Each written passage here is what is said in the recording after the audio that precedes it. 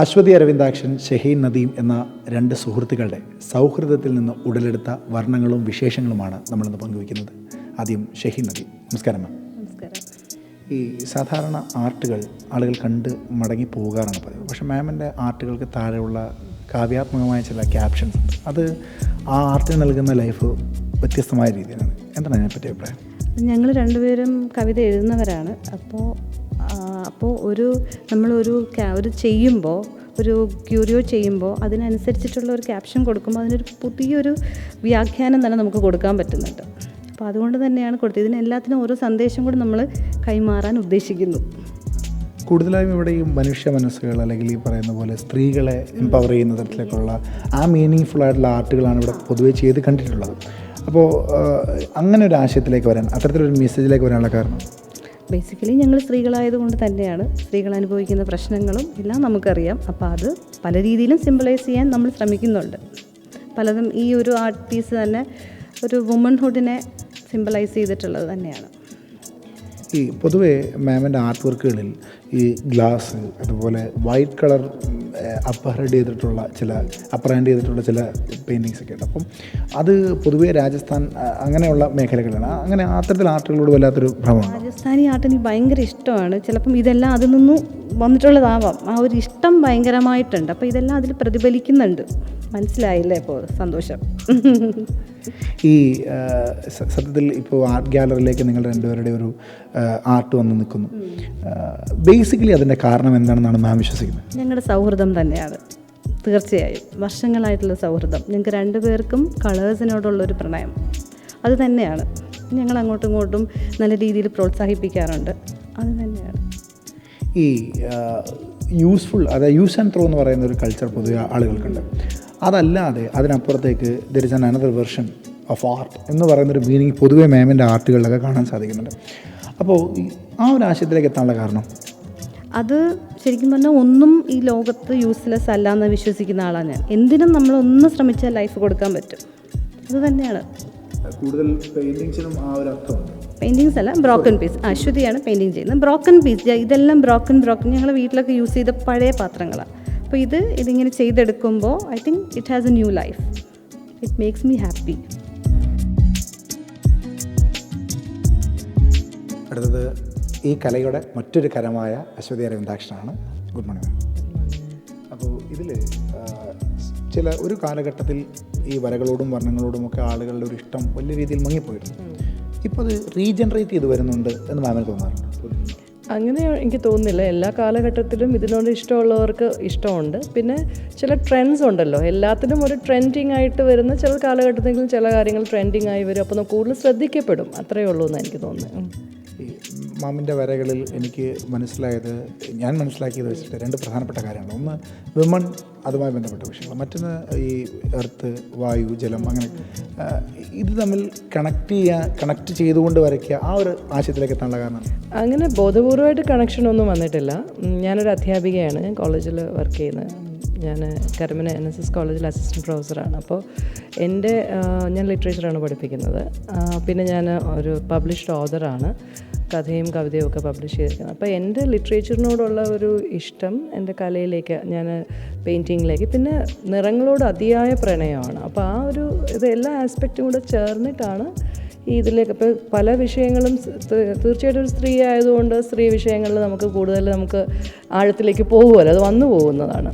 പിന്നെ ഈ പറഞ്ഞ പഞ്ചഭൂത ഒരു സീരീസ് ചെയ്തിട്ടുണ്ട്. നമ്മുടെ ഉള്ളിലൊരു സ്പിരിച്വാലിറ്റി ഉണ്ടല്ലോ, അതൊരു മതത്തിന് അതീതമായ ഒരു സ്പിരിച്വാലിറ്റി നമുക്ക് എല്ലാവരുടെ ഉള്ളിലുണ്ട്. അതിൻ്റെ ഒരു ഡിപ്പിക്ഷനായിട്ട് അങ്ങനെ എല്ലാം ആകസ്മികമായി വന്നുകൊണ്ട് പ്ലാൻഡായിട്ട് ഒന്നും ചെയ്തിട്ടില്ല. എല്ലാം ആകസ്മികമായി അപ്പം തോന്നുന്ന കാര്യങ്ങളിലേക്ക് ആഴത്തിലേക്ക് ഇറങ്ങി ചെല്ലുന്നു. നിറങ്ങളുമായി സത്യം പറഞ്ഞാൽ ഒരു തരം വളരെ ഒരു സംവാദമാണ് എനിക്കെപ്പോഴും തോന്നുന്നത്. നിറങ്ങളുമായി സംവദിക്കുന്നതാണ് ഈ 40 പെയിൻറ്റിങ്സും എന്ന് പറയാനാണ് എനിക്ക് ആഗ്രഹം. ഇവിടുത്തെ വർണ്ണങ്ങളൊക്കെ സുന്ദരിയാണെങ്കിൽ അതിൻ്റെ വരികൾ അതിനെ അതീവ സുന്ദരിയാക്കുന്നുണ്ട്. അപ്പോൾ ഒരു എഴുത്തുകാരി എന്ന രീതിയിൽ, അല്ലെങ്കിൽ ഒരു കലാകാരി എന്ന രീതിയിൽ, അല്ലെങ്കിൽ ഒരു ആർട്ടിസ്റ്റ് എന്ന രീതിയിൽ കുറച്ചും കൂടി ഡെപ്തിലി അത് ഫോളോ ചെയ്തിട്ടുള്ള കാര്യം അതാണ്. എഴുതുന്നതാണ് പ്രൈമറി. കാരണം ആദ്യം ഞാൻ ചെയ്തുകൊണ്ടിരിക്കുന്നതും എഴുത്ത് തന്നെയാണ്. എഴുത്തിൽ നിന്നാണ് തീർച്ചയായിട്ടും ഈ ഒരു ആർട്ടിലേക്ക് അല്ലെങ്കിൽ പെയിൻറ്റിങ്ങിലേക്ക് ഞാൻ പോയിട്ടുള്ളത്. കാരണം നമുക്ക് അങ്ങനെ ഒരു പണ്ടത്തെ രീതി എന്ന് വെച്ച് കഴിഞ്ഞാൽ ഒരു എക്ഫ്രാസിസ് എന്ന് പറയുന്ന ഒരു തിയറിയാണ്. ഞാൻ പഠിപ്പിക്കുന്ന ആളായതുകൊണ്ട് പറയുകയാണ്. പഴയ പെയിൻറ്റേഴ്സൊക്കെ എന്താണ് വലിയ വലിയ മഹാന്മാരുടെ കവിതകളിൽ നിന്ന് പെയിൻറ്റിങ്ങിലേക്ക് പോയിട്ടുള്ള, അതിൽ നിന്ന് തിരിച്ച് റിവേഴ്സ് എക്സ്പ്രാസസ് ആണ് ഇവിടെ ചെയ്തിരിക്കുന്നത്. എൻ്റെ തന്നെ സൃഷ്ടിയിൽ നിന്ന് ഞാൻ നിറങ്ങളിലേക്ക് പോകുന്നു എന്നുള്ള ആ ഒരു യാത്ര.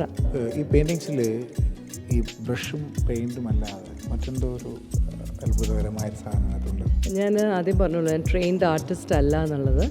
അപ്പോൾ അതുകൊണ്ട് തന്നെ ബ്രഷ് ഉപയോഗിക്കുന്നത് ട്രെയിൻഡ് ആയിരിക്കണം, അല്ലെങ്കിൽ നമുക്ക് ബ്രഷ് ഉപയോഗിക്കാൻ ബുദ്ധിമുട്ടാണ്. അതുകൊണ്ട് ഞാൻ ഫിംഗേഴ്സാണ് യൂസ് ചെയ്തിരിക്കുന്നത്. വിരലുകൾ കൊണ്ടാണ് ഈ ചിത്രങ്ങളെല്ലാം പെയിൻറ്റ് ചെയ്തിരിക്കുന്നത്. നഖം ഉപയോഗിച്ചിട്ടുണ്ട്.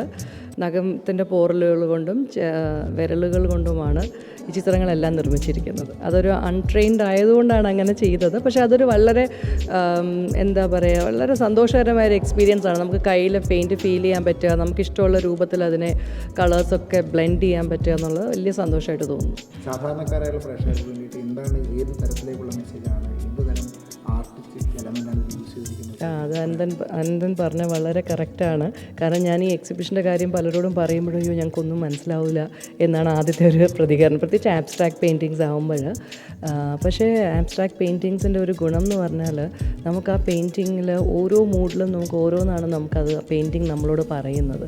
അതാണ് ആബ്സ്ട്രാക്ട് പെയിൻറ്റിങ്ങിൻ്റെ ഒരു പ്രത്യേകത എന്ന് പറയുന്നത്. അപ്പോൾ നിങ്ങൾ ഒരു ആർട്ട് ലവർ ആവണം, അല്ലെങ്കിൽ ഞാനും ഷാഹിനും ട്രെയിൻഡ് ആർട്ടിസ്റ്റ് അല്ല, ഞങ്ങൾ വര പഠിച്ചിട്ടേ ഇല്ല. ഞങ്ങൾക്ക് അതിൻ്റെ ഒരു ABC അറിയുന്നവരല്ല. എന്നിട്ട് നമ്മളത് അറ്റംപ്റ്റ് ചെയ്യുന്നു. അപ്പോൾ നിങ്ങൾ ആ പെയിൻറ്റിങ്സ് വന്ന് കാണുക. പിന്നെ ഇവിടുത്തെ ഒരു പ്രത്യേകത, പലരും വന്നവർ പറഞ്ഞത് അവർക്ക് ക്യാപ്ഷൻസ് ഭയങ്കര അധികം ആ പെയിൻറ്റിങ് മനസ്സിലാക്കാൻ, അല്ലെങ്കിൽ ഷാഹിൻ ചെയ്ത ആർട്ട് പീസസ് മനസ്സിലാക്കാൻ കുറേ കൂടെ സഹായിച്ചു എന്ന് പറയുന്നു. അപ്പോൾ ഇവിടെ അങ്ങനെ ഒരു കാര്യം കൂടെയാണ്. അല്ലെങ്കിൽ തന്നെ പലരും അത് റെഫ്യൂട്ട് ചെയ്യുന്നുണ്ട്. എൻ്റെ ഒരു പെയിൻറ്റിങ്ങിൽ ഞാൻ കുറച്ച് മെലങ്കോളിക് ആയിട്ടുള്ള ലൈൻസാണ് എൻ്റെ താഴെ കൊടുത്തത്. അപ്പോൾ പലരും എന്നോട് പറഞ്ഞത് ഭയങ്കര പോസിറ്റിവിറ്റി തരുന്നത്, എന്തിനാണ് അതിനങ്ങനെ? അപ്പോൾ എനിക്ക് മനസ്സിലായി അവർ ആ ആർട്ടുമായിട്ട് സംവദിക്കുന്നുണ്ട്, ഒരു ഡയലോഗുണ്ട്. ആ ഡയലോഗ് എല്ലാവർക്കും ഫോം ചെയ്യാൻ പറ്റും. നമ്മൾ ജസ്റ്റ് ഒന്ന് 10 മിനിറ്റ് സ്പെൻഡ് ചെയ്യുക എന്നുള്ളത് മാത്രമേ ഉള്ളൂ.